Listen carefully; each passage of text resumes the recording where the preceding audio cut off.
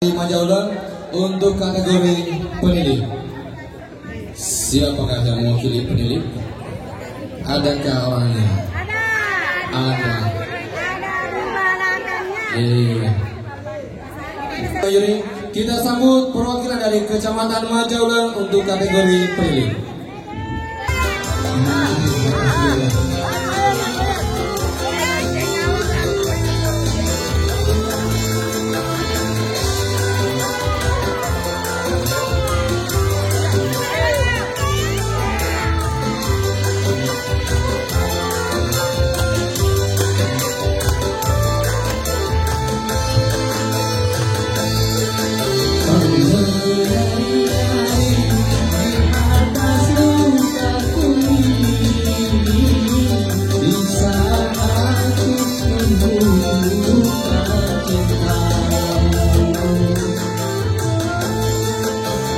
Ada diriku bagai sampah yang berbau, begitu mudah kau campakkan cintaku.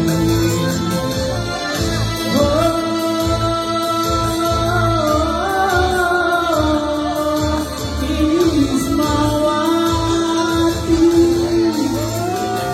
aku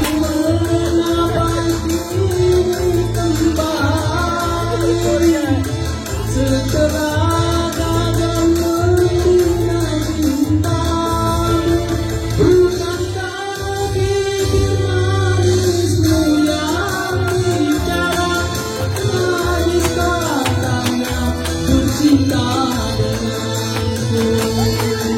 Bawalah cintamu, berikan pada yang lain, terlanjur sakit hati, terlanjur sakit.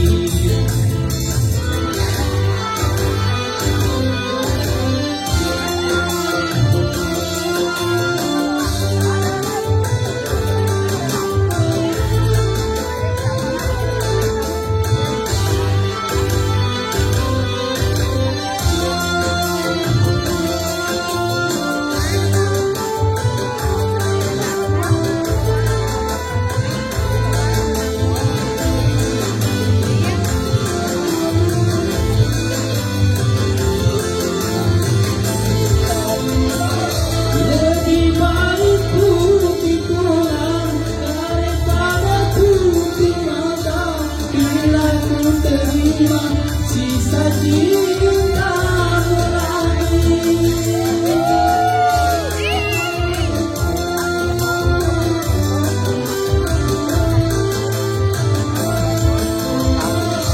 lupakanlah semua kenangan masa lalu dan jangan sesali apa yang telah terjadi.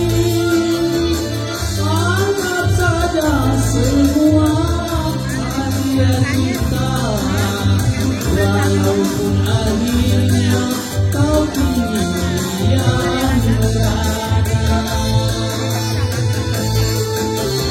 Menari-nari di atas lukaku ini, di saat aku membutuhkan cintamu.